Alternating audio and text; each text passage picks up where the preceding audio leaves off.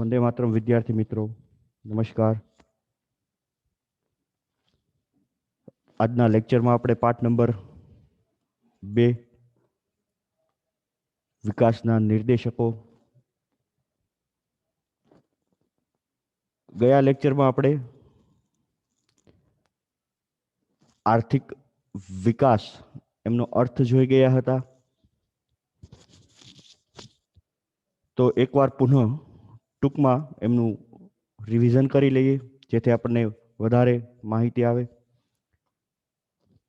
તો આર્થિક વિકાસના અર્થમાં આપણે જોયું હતું કે આર્થિક વિકાસ એક શું છે પ્રક્રિયા છે જે સતત ચાલતી પ્રક્રિયા છે। આર્થિક વિકાસ એ આર્થિક સુખાકારી પ્રાપ્ત કરવા માટેનું શું છે સાધન છે કે જેના થકી વ્યક્તિની આર્થિક પરિસ્થિતિમાં શું આવે સુધારો આવે। ત્યારબાદ આપણને કહ્યું હતું કે આર્થિક શબ્દનો વ્યાપ એટલો મોટો છે કે જેમાં આર્થિક વૃદ્ધિ, આર્થિક સુખાકારી તથા આર્થિક પ્રગતિનો શું થાય છે સમાવેશ થાય છે। ત્યારે આર્થિક વૃદ્ધિમાં આપણને ચર્ચા કરી હતી કે આર્થિક વૃદ્ધિમાં માત્ર ને માત્ર ઉત્પાદનમાં વધારા સાથે સંબંધ કયો હતો કે ઉત્પાદનમાં વધારો થવાથી દેશની રાષ્ટ્રીય આવક અને માથાદીઠ આવકમાં શું થાય વધારો। જ્યારે આર્થિક વિકાસમાં વૃદ્ધિની સાથે સાથે માનવીની આર્થિક સુખાકારી, આર્થિક પ્રગતિ, તેના જીવન ધોરણમાં જે સુધારો થાય છે તેનો પણ આર્થિક વિકાસમાં શું થાય છે સમાવેશ થાય છે। માટે શું કહ્યું છે કે વ્યાપ ઘણો કેવો છે મોટો છે। ઉપરાંત વિકાસ દરમિયાન વાસ્તવિક રાષ્ટ્રીય આવક અને વાસ્તવિક માથાદીઠ આવકમાં શું થાય છે વધારો થાય છે। વિકાસ એ પરિમાણાત્મક પરિવર્તન જ નહીં પરંતુ સાથે કેવું પરિવર્તન છે ગુણાત્મક પરિવર્તન। જ્યારે વૃદ્ધિ એ માત્ર કેવું પરિવર્તન કીધું હતું પરિમાણાત્મક પરિવર્તન, જ્યારે વિકાસ એ બંને પરિવર્તનોનો સમાવેશ થશે પરિમાણાત્મક તથા ગુણાત્મક। પણ આપણે અહીંયા એ યાદ રાખવાનું છે કે વિકાસમાં પરિમાણાત્મક પરિવર્તન કરતા ગુણાત્મક પરિવર્તનો કેવા જોવા મળે છે વધારે। ત્યારબાદ વિકાસ એ વૃદ્ધિ કરતા વિશેષ છે। વિકાસ એ કેવી પ્રક્રિયા છે બહુમુખી પ્રક્રિયા છે। કારણ બહુમુખી કે સંશોધન દ્વારા નવા બિયારણોનું ખેતી ક્ષેત્રે નવા બિયારણો સંશોધાય, એ બિયારણો દ્વારા ઓછા સમયમાં ઓછા ખર્ચમાં ઉત્પાદનમાં વધારો થાય। ઉત્પાદનમાં વધારો થતા રાષ્ટ્રીય આવક માથાદીઠ આવકમાં શું થશે વધારો થશે। રોજગારીનું માળખું બદલાશે, રાષ્ટ્રીય આવકમાં ખેતી ક્ષેત્રનો હિસ્સો હશે તેમાં ફેરફાર થશે, વ્યક્તિનું જીવન ધોરણમાં શું આવશે પરિવર્તન આવશે। આ ઉપરાંત વિકાસની પ્રક્રિયા દરમિયાન આર્થિક તથા સામાજિક માળખું કેવું થઈ જશે બદલાઈ જશે। આર્થિક માળખું બદલાઈ જશે। સામાન્ય રીતે સમજવું હોય તો કહી શકાય કે વિકાસની પ્રક્રિયા જેમ જેમ આગળ વધતી જાય તેમ તેમ અર્થતંત્રમાં ખેતી ક્ષેત્ર કરતા ઉદ્યોગ અને સેવા ક્ષેત્રનો જે હિસ્સો છે રાષ્ટ્રીય આવકમાં હોય, રોજગારીમાં હોય તે કેવો થતો જશે વધતો જશે। સામાજિક માળખું બદલાય, લોકોની જીવનશૈલી બદલાશે, લોકો શિક્ષણ તરફ આરોગ્ય પ્રત્યે જાગૃત થશે, શિક્ષણનો દર વધશે, પરિણામે સમાજમાં શું આવશે પરિવર્તન આવશે। માટે કહ્યું છે કે આર્થિક અને સામાજિક માળખું શું થશે બદલાશે। ત્યાર પછી પ્રગતિ, આર્થિક પ્રગતિ થતા સામાજિક ક્ષેત્રે પણ પ્રગતિ થશે। ખેતી ક્ષેત્રનો ફાળો ઘટી ઉદ્યોગ અને સેવા ક્ષેત્રનો ફાળો કેવો થતો જશે વધતો જશે। ખેતી ક્ષેત્રે પ્રચ્છન્ન બેકારી દૂર થશે અને નવી ટેકનોલોજી આવતા સમય અને ખર્ચ કેવો થાય છે બચે છે। ખેતી ક્ષેત્રે નવા બિયારણો સંશોધાય, પરિણામે સંસ્થાકીય માળખું કેવું થશે બદલાશે। સંસ્થાકીય માળખું બદલાશે એટલે કે સમયની સાથે ઉત્પાદન પદ્ધતિ છે ને તેમાં ફેરફાર થશે। પારંપરિક ઉત્પાદન પદ્ધતિના સ્થાન ઉપર આધુનિક ટેકનોલોજી ધરાવતી ઉત્પાદન પદ્ધતિ અમલમાં આવશે. પરિણામે માળખાકીય પરિવર્તન આવશે અને ગરીબી, બેકારી તથા સમાજમાં જે અસમાનતા વ્યાપેલી હોય એ અસમાનતા કેવી થશે? દૂર થશે. તો આપણે અર્થ જોઈ ગયા હતા. હવે આપણે આર્થિક વિકાસની વ્યાખ્યાઓ જોઈએ. તો આર્થિક વૃદ્ધિની જેમ અહીં આપણને અલગ અલગ અર્થશાસ્ત્રીઓ દ્વારા આર્થિક વિકાસની વ્યાખ્યા સમજાવવાનો પ્રયત્ન કર્યો છે. જેમાં એક વાત ખાસ યાદ રાખવાની છે વિદ્યાર્થી મિત્રો, જ્યારે પણ આપણને પરીક્ષામાં અર્થશાસ્ત્રીનું નામ આપીને જ્યારે આર્થિક વૃદ્ધિ કે વિકાસની વ્યાખ્યા પૂછવામાં આવે, એમનો અર્થ પૂછવામાં આવે, તો જે અર્થશાસ્ત્રી દ્વારા જે અર્થ અપાયો છે એ જ આપણે લખવાનું રહેશે. અન્ય કોઈ અર્થ જો તમે લખશો તો એ પ્રશ્ન આપણો કેવો પડશે? ખોટો. માટે એક્ઝામ્પલ તરીકે અહીંયા વાત કરીએ તો આપણને પૂછાયેલું હોય કે માઇકલ ટોડેરોના મત મુજબ આર્થિક વિકાસનો અર્થ આપો, તો એમણે અર્થ શું આપેલો છે? આર્થિક વિકાસ એ બહુપરિમાણીય પ્રક્રિયા છે. કેવી પ્રક્રિયા છે? બહુપરિમાણીય, જેમાં અનેક ઘટનાઓ, અનેક પ્રક્રિયા શું છે? શામિલ છે. જેમ કે આપણે અર્થ આપણે જોઈ ગયા, તેમાં આપણને કહ્યું હતું આર્થિક વિકાસ ઉત્પાદનના વધારાની સાથે સાથે ઉત્પાદનની ગુણવત્તામાં પણ શું થાય છે? સુધારો આવે છે. ત્યારબાદ નવા સંશોધનો થકી ખેતી ક્ષેત્રની ઉત્પાદન પદ્ધતિ, કાર્યક્ષમતા બદલાશે. ઓછા ખર્ચમાં વધારે ઉત્પાદન થશે. સામાજિક માળખું બદલાશે. રાષ્ટ્રીય આવકમાં ખેતી ક્ષેત્રનો હિસ્સો ઓછો થતો જશે અને ઉદ્યોગ અને સેવા ક્ષેત્રના હિસ્સામાં વધારો થતો જશે. ગરીબી, અસમાનતા દૂર થશે. સામાજિક માળખું બદલાશે. શિક્ષણ પ્રત્યે, આરોગ્ય પ્રત્યે લોકોમાં જાગૃતતા આવશે. શિક્ષણનો વ્યાપ વધતા, જેમ જેમ શિક્ષણનો વ્યાપ વધતો જશે તેમ તેમ શ્રમિકનું સ્થળાંતર થતું જશે. એટલે કે શ્રમ ગતિશીલ કરવા લાગશે. ગતિશીલતામાં વધારો થશે. એટલે કે શ્રમિક એક સ્થાનેથી બીજા સ્થાને કાર્ય કરવા માટે જઈ શકે છે. માટે કેવું કહ્યું છે? બહુપરિમાણીય પ્રક્રિયા કીધી છે. એક સાથે ઘણી બધી ઘટનાઓ. ચાલો, તો ખ્યાલ આવ્યો હશે. તો માઇકલ ટોડેરોના મત મુજબ આપણને જ્યારે વ્યાખ્યા પૂછવામાં આવે ત્યારે આપણે શું લખીશું? આર્થિક વિકાસ એ બહુપરિમાણીય પ્રક્રિયા. માત્ર આ વાક્ય જ આપણે લખીશું, એને સમજાવવાની કંઈ એમાં આવશ્યકતા નથી. ચાલો, ત્યાર પછી અન્ય અર્થશાસ્ત્રી છે જેનું નામ છે G.M. મેયર. તો તેમણે આપેલા અર્થની વાત કરીએ આપણે. આર્થિક વિકાસ એક એવી પ્રક્રિયા છે જે હેઠળ ગરીબી રેખા નીચે જીવતી વસ્તીમાં વધારો ન થાય. ટૂંકમાં પ્રથમ વાક્યને આપણે સમજવાનો પ્રયત્ન કરીએ તો આપણને એવું કહેવા માંગે છે કે દેશમાં સમયની સાથે જો આર્થિક વિકાસ થતો જ હોય વાસ્તવમાં, તો ગરીબીની સંખ્યામાં ઘટાડો થતો જવો જોઈએ.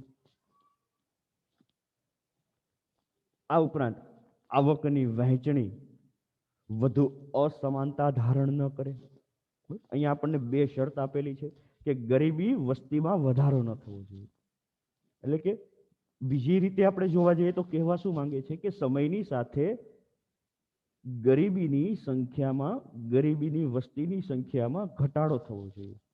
બીજી શરત, આવકની અસમાન વહેંચણી ન થવી જોઈએ. કે જ્યારે રાષ્ટ્રીય આવક દેશની આર્થિક વિકાસ માટે અલગ અલગ સ્થાનમાં જ્યારે ઉપયોગમાં લેવામાં આવે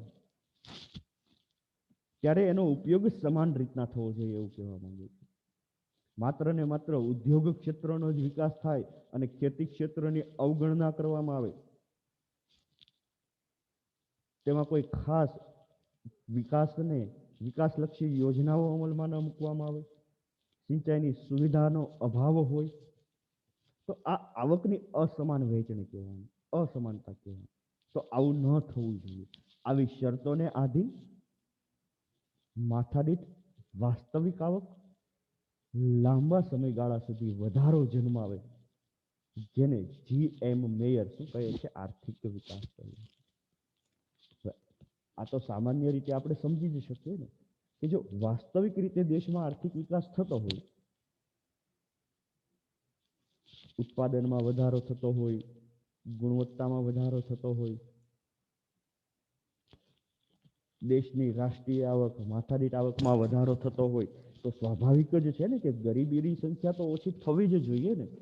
માટે અહીંયા આપણને શરત કીધી છે કે જો ગરીબીની સંખ્યામાં વધારો ન થાય અને માથાદીઠ આવક વધે તો જ એ પ્રક્રિયાને આપણે શું કહી શકીએ? આર્થિક વિકાસ કહી શકીએ.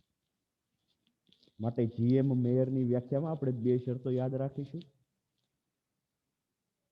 કે ગરીબી રેખા નીચે જીવતી વસ્તીમાં વધારો ન થાય, અને નંબર 2, આવકની વહેંચણી વધુ અસમાનતા ધારણ ન કરે. આ બે શરતોને આધીન જો માથાદીઠ આવક વધે તો એને શું કહી શકાય?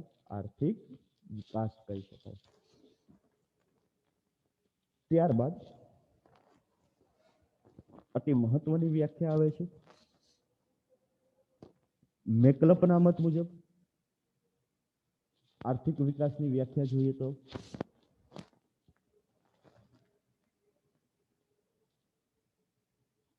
શું કહ્યું છે તેનું?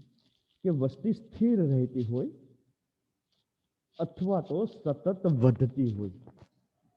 વસ્તી સ્થિર રહેતી હોય અથવા તો વધતી હોય, પરંતુ ઉત્પાદનના સાધનો અને ઉત્પાદનની રીતમાં ફેરફાર જન્માવતી એવી પ્રક્રિયા છે. જો ધ્યાન આપો, ફરીથી સમજીએ કે વસ્તી સ્થિર રહેતી હોય અથવા તો વધતી હોય. જો સ્થિર રહેતી હોય તો કોઈ પ્રશ્ન નથી, પણ જો વસ્તી વધતી હોય તો વસ્તીના વધારા કરતા ઉત્પાદનના જે સાધનો છે, અને આપણને ખબર છે કે ઉત્પાદનના મુખ્ય 4 સાધનો: જમીન, મૂડી, શ્રમ અને નિયોજન. તો આ ઉત્પાદનના સાધનો અને જે ઉત્પાદનની પ્રક્રિયા છે તેમાં ફેરફાર જન્માવતી એવી પ્રક્રિયા છે કે જેમના લીધે માથાદીઠ આવકમાં સતત વધારો થતો હોય. શું કહ્યું છે અહીંયા? કે ઉત્પાદનની પ્રક્રિયામાં ફેરફાર જન્માવતી હોય. ઉત્પાદનની પ્રક્રિયામાં ફેરફાર એટલે કે જે પારંપરિક ઉત્પાદન પદ્ધતિ છે તેમના સ્થાને ઉત્પાદનની પ્રક્રિયા સંપૂર્ણ વૈજ્ઞાનિક પદ્ધતિને આધારે થઈ જાય, ટૂંકમાં ટેકનોલોજી આધારિત થઈ જાય, જેમાં ખેતી, ઉદ્યોગ અને સેવા ક્ષેત્ર ત્રણ ક્ષેત્રોમાં ઉત્પાદન પ્રક્રિયા સંપૂર્ણ કેવી થઈ જવી જોઈએ? બદલાઈ જવી જોઈએ.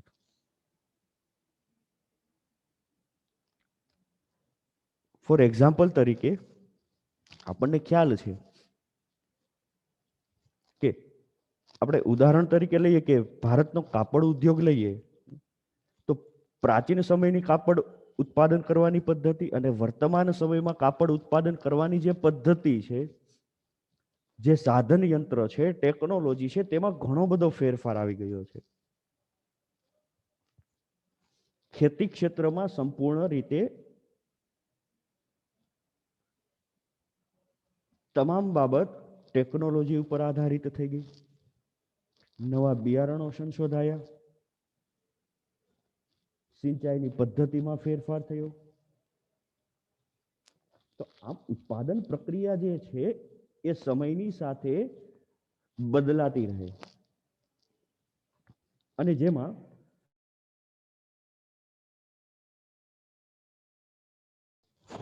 એ પ્રક્રિયા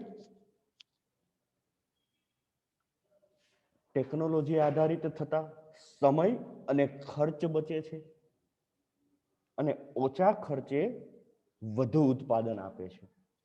તો સ્વાભાવિક જ છે કે માથાદીઠ આવકમાં સતત વધારો થતો હોય. માથાદીઠ આવકમાં સતત વધારો થતો હોય એટલે સ્વાભાવિક જ છે કે લોકોના જીવન ધોરણ કેવું થતું જશે? ઊંચું થતું જશે. જીવન ધોરણ ઊંચું થવું એટલે શું? સીધી અને સરળ વસ્તુ છે. આ શબ્દ આપણે આજ પાઠમાં અનેકો વાર આવી ગયો છે કે વ્યક્તિના જીવન ધોરણમાં પરિવર્તન આવવું એટલે કે વ્યક્તિની રહેઠાણની સુવિધા સારી પ્રાપ્ત થવી, સારા વસ્ત્રો પ્રાપ્ત થવા, પૌષ્ટિક પ્રોટીન યુક્ત, વિટામિન યુક્ત, મિનરલ યુક્ત ખોરાક પ્રાપ્ત થવો, સ્વચ્છ પીવાનું પાણી પ્રાપ્ત થવું. ખોરાક અને સ્વચ્છ પીવાનું પાણી પ્રાપ્ત થતા આરોગ્યની સુવિધામાં વધારો થાય, તેનું આરોગ્ય સારું રહે, શિક્ષણનો વ્યાપ વધતો જશે. તો આ જીવન ધોરણ કેવું આવું કહેવાય? ઊંચું આવું કહેવાય. જીવન ધોરણમાં પરિવર્તન આવું કહેવાય. તો આખી જે પ્રક્રિયા છે, ઉત્પાદનના સાધનો વધે, ઉત્પાદનની રીતમાં ફેરફાર થાય, ઉત્પાદનની પદ્ધતિ બદલાતા માથાદીઠ આવકમાં વધારો થાય અને માથાદીઠ આવકમાં વધારો થતા જીવન ધોરણમાં પરિવર્તન આવે, જેને સામાન્ય રીતે શું કહેવાશે? આર્થિક વિકાસ થઈ રહ્યો છે. આ વ્યાખ્યા કોના દ્વારા અપાઈ છે? મેકલપ દ્વારા. હવે ત્રણ વ્યાખ્યાને આપણે સમજવાની કોશિશ કરીએ, એક સામાન્ય તારણ કાઢવાની આપણે પ્રયત્ન કરીએ તો આપણને ખ્યાલ આવશે કે માઇકલ ટોડેરોએ એવું કીધું કે બહુપરિમાણીય પ્રક્રિયા છે. તો મેકલપની વ્યાખ્યા અને માઇકલની વ્યાખ્યા આપણે અર્થભેદ દૂર કરીએ તો એમાંથી ખ્યાલ આવે છે. જો એક સાથે ઘણી બધી પ્રક્રિયા એમાં સમાવિષ્ટ થઈ છે. પ્રથમ તો ઉત્પાદન પદ્ધતિ બદલાય, ઉત્પાદનના સાધનો બદલાય, ઉત્પાદન પ્રક્રિયામાં ફેરફાર થાય, પરિણામે સમય ખર્ચ બચે, ઉત્પાદન વધતા માથાદીઠ આવક વધે, માથાદીઠ આવક વધતા જીવન ધોરણ બદલાય, અને જીવન ધોરણ બદલાવું એનો અર્થ આપણે જોઈએ એક સાથે ઘણી બધી પ્રક્રિયા એમાં શું છે? શામિલ છે. એ જ રીતના GM મેયરે પણ એ જ વાત કરી કે ગરીબી વસ્તીમાં ઘટાડો થાય, આવકની અસમાન વહેંચણી દૂર થાય, પરિણામે માથાદીઠ આવકમાં વધારો, જેને સામાન્ય રીતના શું કહેવાય છે? આર્થિક વિકાસ. ટૂંકમાં ત્રણની વ્યાખ્યામાં આપણને સામાન્ય રીતે એક બાબત કહી છે કે માનવ જીવનમાં પરિવર્તન આવે તો જ એ પ્રક્રિયાને શું કહેવાશે? આર્થિક વિકાસ. ચાલો, ખ્યાલ આવ્યો હશે ત્રણ વ્યાખ્યામાં. ત્યારબાદ આર્થિક વિકાસના લક્ષણોની ચર્ચા કરીએ. અહીંયા આપણને આર્થિક વિકાસના લક્ષણો, મુખ્ય 7 લક્ષણો આપેલા છે. 3 ગુણનો અતિ મહત્વનો પ્રશ્ન છે. તો આર્થિક વિકાસના લક્ષણો એક પછી એક સમજીએ આપણે. તો પ્રથમ લક્ષણ છે, જો ધ્યાન આપજો વિદ્યાર્થી મિત્રો, આ જે લક્ષણો છે ને એ જે અર્થ આપણે જે ઉપર આર્થિક વિકાસનો અર્થ જોઈ ગયા અને આર્થિક વિકાસની અલગ અલગ જે વ્યાખ્યાઓ આપણે જોઈ છે એના પરથી જ આ લક્ષણો શું કરવામાં આવ્યા છે? તારવવામાં આવ્યા છે. ચાલો જોઈએ, જો શું કહ્યું છે. પ્રથમ લક્ષણ છે, આર્થિક વિકાસ એ સતત ચાલતી પ્રક્રિયા છે. કેવી પ્રક્રિયા કહી છે? આર્થિક વિકાસ એ સતત ચાલતી પ્રક્રિયા છે, જેમાં આપણને 3 અલગ અલગ મુદ્દાઓ દ્વારા એ ટોપિક સમજાવવાનો પ્રયત્ન કર્યો છે. જેમાં પ્રથમ કહ્યું છે, આર્થિક વિકાસની પ્રક્રિયા ચોક્કસ દિશામાં નિયમિત ક્રમમાં ધીમી પણ કેવી પ્રક્રિયા કહી છે? મજબૂત પ્રક્રિયા કહી છે. કે વિકાસની પ્રક્રિયા છે એ ચોક્કસ દિશામાં નિયમિત ક્રમમાં હોય છે. અને મજબૂત પ્રક્રિયા છે. આ વાક્યને આપણે કોઈ એક્ઝામ્પલ તરીકે સમજવાની કોશિશ કરીએ કે ખેતી ક્ષેત્રમાં જો નવા બિયારણોનું સંશોધન થતું હોય તો એ સંશોધન કરવાની જે પ્રક્રિયા છે ને એ નિયમિત હોય ને, નિયમિત આયોજિત હોય, એ ક્રમિક હોય, ક્રમમાં ચાલતી હોય. પરંતુ એ પ્રક્રિયા આપણને ખ્યાલ છે કે વિવિધ પ્રકારના સંશોધન કરવાની જે પ્રક્રિયા છે એ કેવી હોય છે? ધીમી હોય છે, પરંતુ મજબૂત હોય છે. એટલે કે નિયમિત હોય છે, આયોજિત હોય છે, ચોક્કસ પ્રાયોગિક હોય છે. માટે કહ્યું, 3 શબ્દો યાદ રાખીશું આપણે પ્રથમ વાક્યમાં. ચોક્કસ દિશામાં નિયમિત હોય છે, ધીમી હોય છે, અને કેવી પ્રક્રિયા હોય છે? મજબૂત પ્રક્રિયા હોય છે. ત્યારબાદ કોઈ પણ દેશમાં આર્થિક વિકાસની પ્રક્રિયાનું કામ શરૂ કરવું સરળ છે, પરંતુ તે જાળવી રાખવાનું કાર્ય કેવું છે? મુશ્કેલ છે. કે વિકાસની પ્રક્રિયાનું કાર્ય શરૂ કરવું કેવું છે? ખૂબ એટલે ખૂબ સરળ છે, પરંતુ વિકાસની પ્રક્રિયા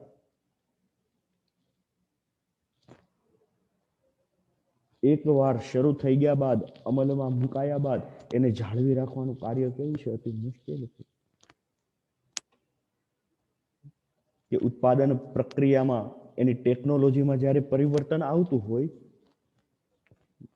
તો ટેકનોલોજી વિકસાવવાનું કાર્ય સરળ છે, પરંતુ ટેકનોલોજી વિકસિત થઈ ગયા બાદ તેનો ઉપયોગ જ્યારે આપણે કરતા હોઈએ ત્યારે એ જે કંઈ પણ ટેકનોલોજી છે તેને જાળવી રાખવાનું કાર્ય કેવું છે? મુશ્કેલ છે. જો વ્યવસ્થિત રીતે નિયમિત ક્રમમાં એને જાળવવામાં નહીં આવે તો આપણે કદાચ એનો લાંબો સમય સુધી ઉપયોગ કરી ન શકીએ. સામાન્ય રીતે વિકાસની પ્રક્રિયા શરૂઆતમાં ઝડપી અને સમય જતા વિકાસની પ્રક્રિયા ધીમી. ધીમી એટલે કે વિકાસની જે પ્રક્રિયા છે એ સ્વયંભૂ સંચાલિત હોય. જેમ જેમ સમય પસાર થતો જશે તેમ તેમ વિકાસની પ્રક્રિયા ધીમી થતી જશે. ટૂંકમાં હવે માત્ર વિકાસની જે પ્રક્રિયા એટલે કે જે વિકાસ થઈ ચૂક્યો છે એ માત્ર ને માત્ર હવે આપણે જાળવી રાખવાનું.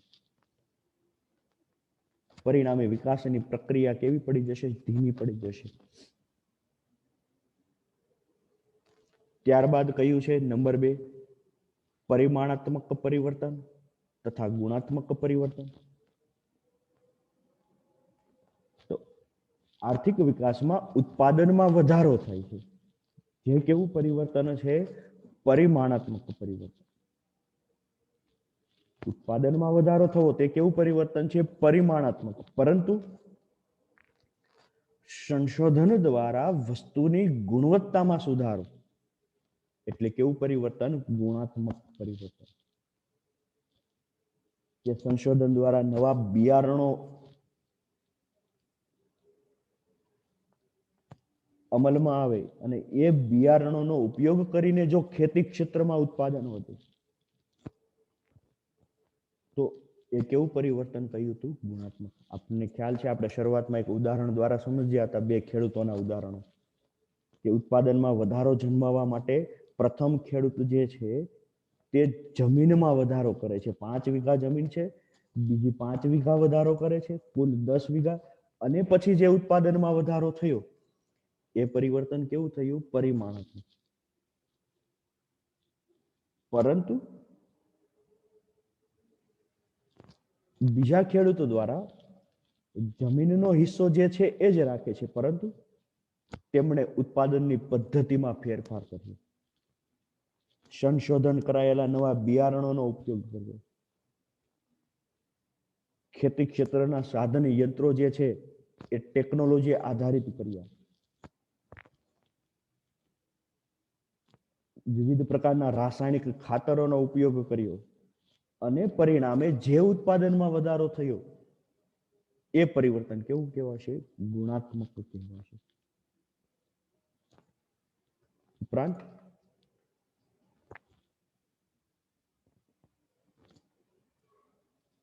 પરંતુ આર્થિક વિકાસમાં પરિમાણાત્મક પરિવર્તન કરતા ગુણાત્મક પરિવર્તનો કેવા છે?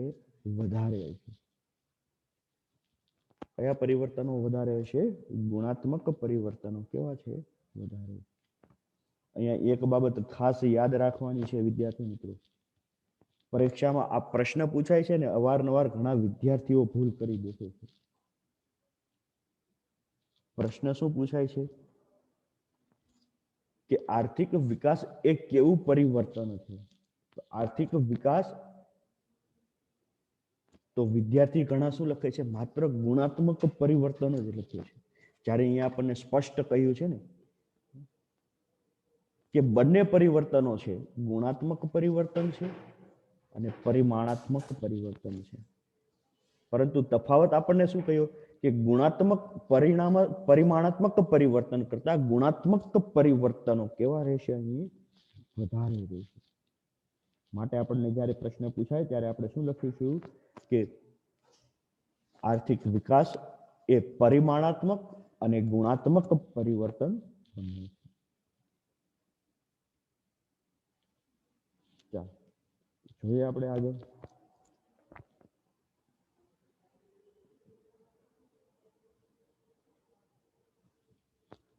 નંબર 3, માંગમાં પરિવર્તન. તો માંગમાં પરિવર્તન સમયની સાથે માંગમાં પરિવર્તન આવતું જશે. જેમ જેમ આર્થિક વિકાસની પ્રક્રિયા જે છે એ આગળ વધતી જશે તેમ તેમ માંગમાં પરિવર્તન આવશે. કઈ રીતના જોઈએ આપણે સમજીએ કે વિકાસ થવાથી લોકોની આવક વધે છે. આ તો આપણે અર્થમાં જોઈ ગયા હતા કે જેમ જેમ વિકાસની પ્રક્રિયા આગળ વધતી જશે તેમ તેમ ઉત્પાદનમાં વધારો થતો જશે. ઉત્પાદનમાં વધારો થતા માથાદીઠ આવક વધે છે. અને આ બાબત તમે સારી રીતે જાણો છો કે જો આવક વધતી જાય એટલે સ્વાભાવિક જ છે ને કે આપણું જીવન શૈલી જે છે, આપણું જે જીવન ધોરણ છે, જીવન જીવવાની જે રીત છે એમાં પણ પરિવર્તન આવે છે. હવે તમે પોતે જ એક કલ્પના કરો કે તમારા કુટુંબની આવક એક મહિના દરમિયાન 35,000 રૂપિયા હોય, પરંતુ તમારા કુટુંબની આવકમાં હવેથી વધારો થાય છે. 35,000ની જગ્યાએ તમારા કુટુંબની આવક 52,000 રૂપિયા થઈ જાય તો તમારી જીવનશૈલી બદલાશે કે નહીં બદલાય? તમારી માંગમાં પરિવર્તન થશે ને? તો એ જ વસ્તુ અર્થતંત્રમાં થાય છે કે જેમ જેમ આર્થિક વિકાસની પ્રક્રિયા આગળ વધતી જશે, ઉત્પાદન પ્રક્રિયા બદલાતી જશે. ઉત્પાદન પ્રક્રિયા ટેકનોલોજી આધારિત થતી જશે, નવા સંશોધનો થતા જશે. પરિણામે ઉત્પાદન વધતા લોકોની આવક વધે, આવક વધતા રુચિ બદલાય. રુચિ બદલાય એટલે શું?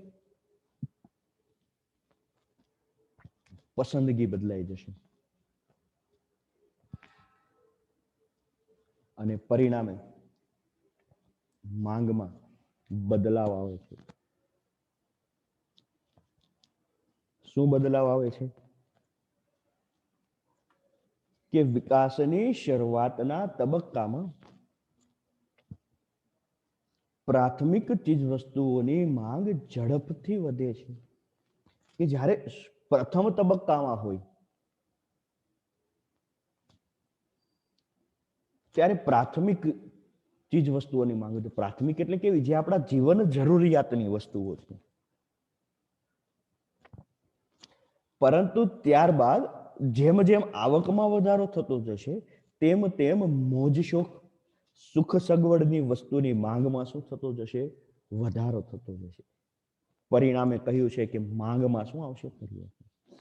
હમણાં આપણે આપણું પોતાનું જે કાલ્પનિક એક્ઝામ્પલ લીધું કે આપણી આવક 35,000 છે, જેમાંથી વધીને 52,000 રૂપિયા થતી હોય તો સ્વાભાવિક જ છે ને આપણે સારો એવો ફોનની ખરીદી કરશું કે નહીં કરીશું? જો આપણને લેપટોપની જરૂર હોય તો લેપટોપની માંગ પૂર્ણ કરીશું. સારા બ્રાન્ડેડ કંપનીના વસ્ત્રો,